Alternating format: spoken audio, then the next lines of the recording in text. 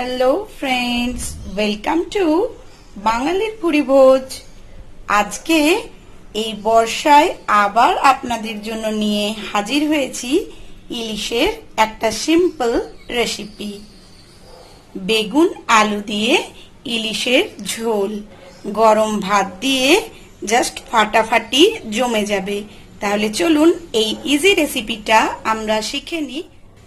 বেগুন আলু দিয়ে ইলিশ মাছ করার জন্য বেগুন নিয়েছি লম্বা লম্বা করে কেটে, নিয়েছি লম্বা লম্বা করে কেটে আলু, অবশ্যই লাগবে ইলিশ মাছ, আর লাগছে কাঁচা লঙ্কা, কালো জিরে, এখানে সামান্য কিছু গুঁড়ো মশলা নিয়েছি, আছে হলুদ গুঁড়ো, 1 চামচ লঙ্কার গুঁড়ো আর 1 চামচ জিরে গুঁড়ো। এবার আমরা মেন রান্নাটা শুরু করব। মাছগুলোতে প্রথমে একটু নুন আর হলুদ মাখিয়ে নেব।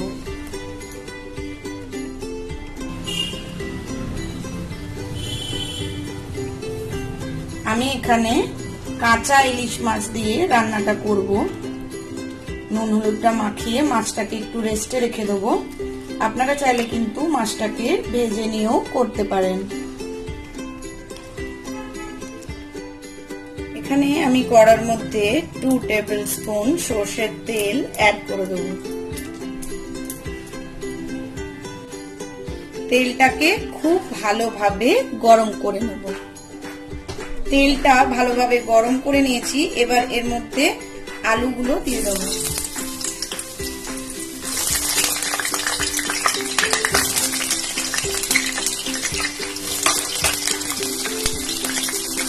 দিয়ে দেবো সামান্য হলুদ আর একটু নুন, তাহলে আলুটা খুব তাড়াতাড়ি ফ্রাই হয়ে যাবে।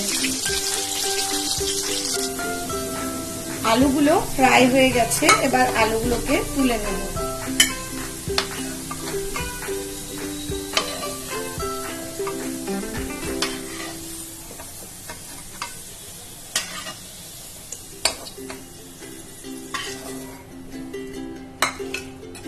এবার এই সেম তেলের মধ্যে আমি বেগুনগুলো ভেজে নেব।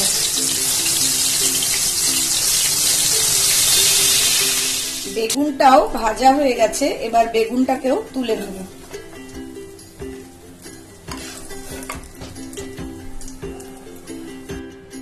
এবারে এই তেলের মধ্যেই অ্যাড করে দেব কালো জিরে আর দিয়ে দেব 2 কাঁচা লঙ্কা চেরা। ফোড়নটাকে 2-3 মিনিট একটু নাড়াচাড়া করে নিয়েছি।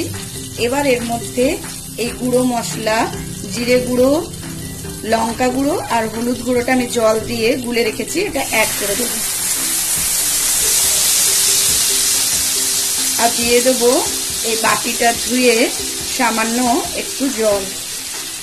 এবার মশলাটাকে ভালোভাবে কষিয়ে নেব। মশলাটা কষানো হয়ে গেছে, এর থেকে তেলও ছেড়ে দিয়েছে। এবার এর মধ্যে ভেজে রাখা আলু আর বেগুনটা অ্যাড করে দেব। একটু নাড়াচাড়া করে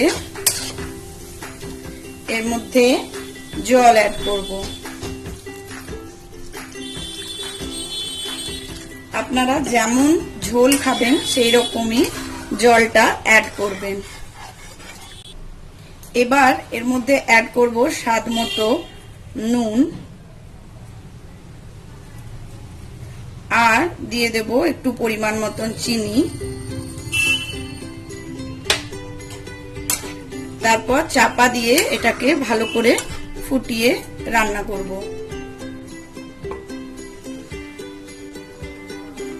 চাপা দিয়ে মোটামুটি 5 থেকে 7 মিনিট রান্না করব, তাহলে আলু বেগুন সবটাই সেদ্ধ হয়ে যাবে। 5 মিনিট হয়ে গেছে। এবার একটু আলুটা চেক করে দেখব যে আলুগুলো সেদ্ধ হয়ে গেছে। এখন এর মধ্যে আগে থেকে নুন হলুদ মাখিয়ে রাখা মাছগুলোকে অ্যাড করব আর রান্না করব। মাছগুলো দিয়ে এটা রান্না করব আরো 2-3 মিনিটের মতো, কারণ ইলিশ মাছ রান্না হতে খুব একটা বেশি সময় লাগে না। আবারও এটাকে চাপা দিয়ে দেবো।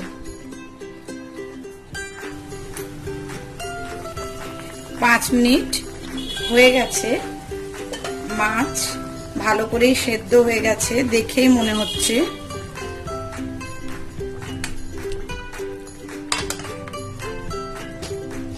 এবার উপর থেকে একটু কাঁচা লঙ্কা দিয়ে দেবো চেরা, আর দিয়ে দেবো সামান্য, একদম সামান্য সর্ষের তেল।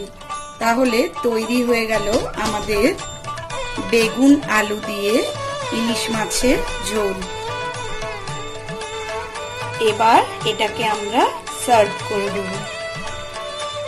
ইলিশের এরকম সুন্দর সুন্দর আরো অনেক রেসিপি এই বাঙালির ভুরিভোজে রয়েছে। আমি ওপরের আই বাটনে সেটা দিয়ে দেব, আপনারা সেখান থেকে চেক করে নিতে পারেন। বেগুন দিয়ে এই ইলিশের রেসিপি আপনাদের যদি আজকে পছন্দ হয় তাহলে অবশ্যই রেসিপিটাকে লাইক শেয়ার করবেন, আর যারা চ্যানেলটা নতুন দেখছেন তারা চ্যানেলটা সাবস্ক্রাইব করে বেল আইকনটাকে প্রেস করে দেবেন।